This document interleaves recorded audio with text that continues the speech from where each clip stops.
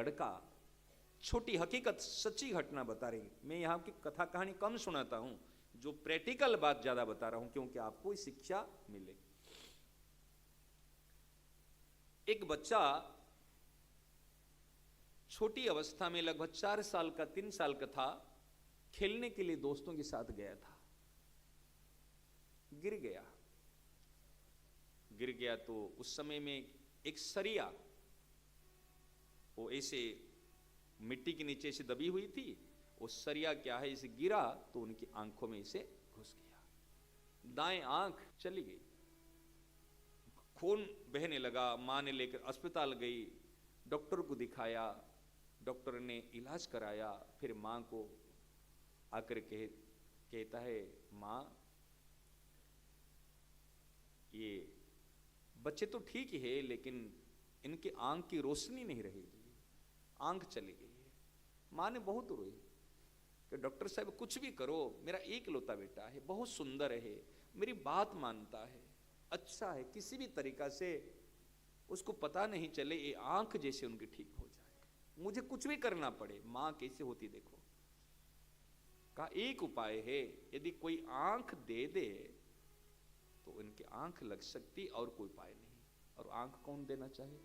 हमारे भारत में जितने नेत्रविहीन व्यक्ति है, जितने नेत्रविहीन व्यक्ति है, ज्यादा नहीं, माने जितने करोड़ 140 करोड़ अगर है जनसंख्या, नेत्रविहीन व्यक्ति कितने होंगे? मान लीजिए एक लगभग मान लीजिए 1,00,000 2,00,000 मान लीजिए कि 1 करोड़ मान लीजिए, जो भी है बता रहा हूं, कितने दान पुण्य हम सब लोग करते हैं। क्या हमारे मन में कभी आया, हमने संसार को ऐसे देखा, प्रकृति को देखा, ये लोगों के मन में आज भगवान ने आंख नहीं दी तो उनको भी कभी एक आंख दे दे। लेकिन आजकल रीति रिवाज चल रहे हैं, मरने के बाद में हम नेत्रदान देंगे, ये शास्त्र निषेध है। मरने के बाद में नेत्रदान दे नहीं सकते हो, अब जीते जी दो ना। जब आपकी मृत्यु समीप है, बूढ़े हो गए हो, आप आनंद ले, किसी को नेत्र दे के उनको भी नेत्र का सुख मिला और आप भी इस चीज का अनुभव किए, आप दे दो, एक नेत्र दे दो, 2 नेत्र की जरूरत नहीं, आप भी आनंद मिलेगा। लेकिन मरने के बाद में दान नहीं होता, इस शास्त्र निषेध है कि लोग इसको करते हैं। तो जब नेत्र की बात चली तो मां ने कहा कौन देगा, कोई तो तैयार नहीं हुए। मां ने एक नेत्र निकाल के बेटे को नेत्र दे दिए। ध्यान देना, बच्चे को तो कुछ पता ही नहीं, और जब वो नेत्र दे दी एक नेत्र, तो मां हो गई काणी, बेटा का नेत्र तो ठीक हो गया। 5 साल की उम्र से जब उनके स्कूल में, अंग्रेजी स्कूल में एडमिशन कराया, मां लेकर जाती थी उनको बस तक, स्कूल बस तक छोड़ने के लिए। वो कई दोस्त लोग कहते थे, अरे तेरी मां काणी है, तेरी मां के तो एक आंख नहीं है। ये बच्चे को बात अच्छी नहीं लगती थी। बच्चा कहता था, मां तो छोड़ने मत आना, मैं तो अकेले चला जाऊंगा, अकेला चला जाऊंगा। और मां की ममता है, मां का प्यार है, मां कैसे छोड़ देगी? कि क्यों बेटा तू बार बार क्यों मना करता है? कि तू आती है ना, अच्छी नहीं लगती, तेरी एक आंख नहीं ना, तुझे सब काणी, मेरी काणी मां, काणी मां, काणी मां कहते।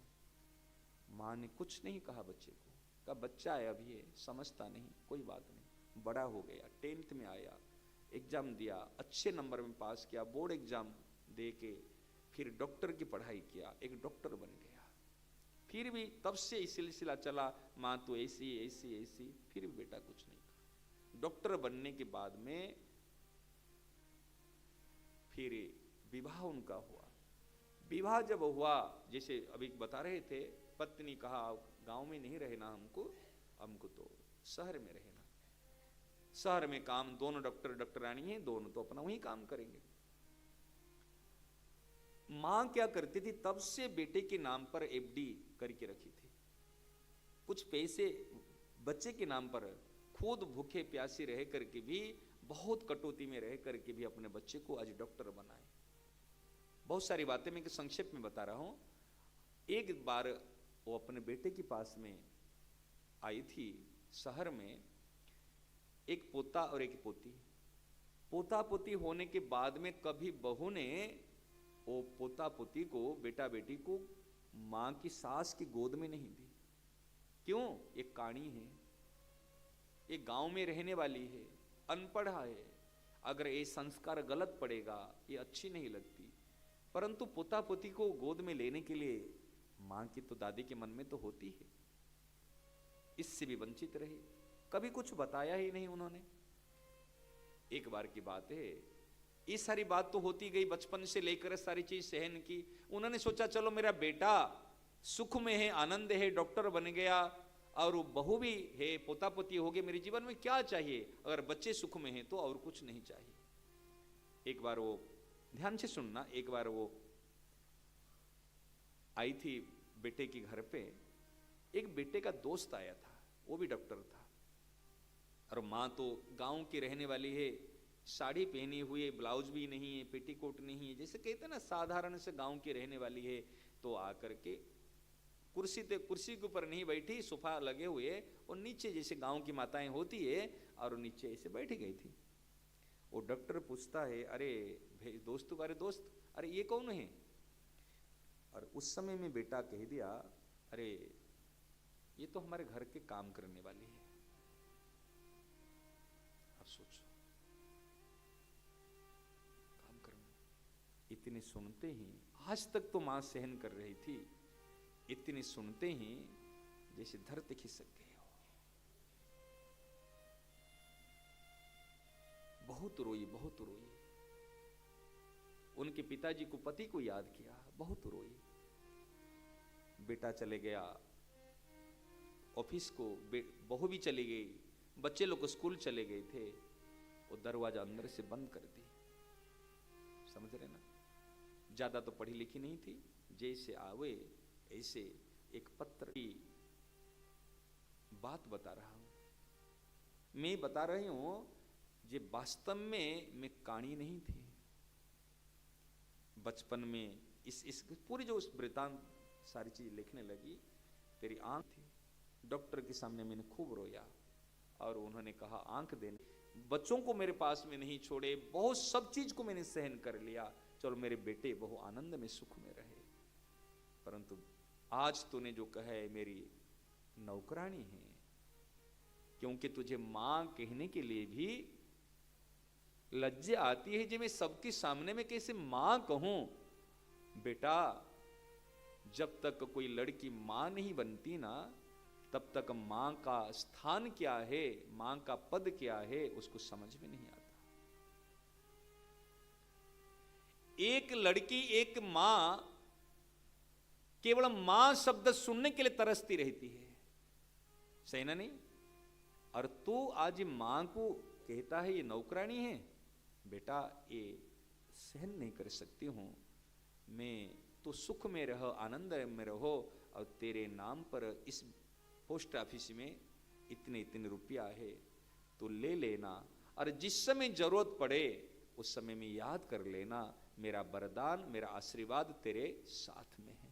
इतना कह कि वो साड़ी पहनी थी, उसी से गले में देकर पंखे से झूल गई, हाथ में पता है। ये घटना सत्य घटना। जब शाम के समय में वो आया, बेटा बहू सब आए, और खूब गालियां दे, देखो यहां तो माल खाने को मिलता है, खा पी कर सो गई, दरवाजा बंद करके सो गई, कोई परवाह नहीं, ये नहीं वो नहीं। बहुत देर तक खटखटाने के बाद जब दरवाजा नहीं खोले, फिर तोड़े देखा तो मां लटकी हुई, मां चली गई। फिर देखा तो हाथ में एक पत्र है, कागज है, और जैसे जाकर के बेटा ने इस पत्र को पढ़ा, पढ़ते ही हाय मां, मैंने जीवन में क्या किया? आज मेरे लिए तूने आंख दी थी, मेरे लिए तूने इतने रुपया रखा, मेरे लिए तूने इतना कष्ट सहा था, आज तक तूने बताया क्यों नहीं? मां तो वो होती है जो सारे कष्ट को ले जा सह लेती है, लेकिन बच्चों के ऊपर कोई कष्ट आने नहीं देती। बहुत रोया, बहुत रोया।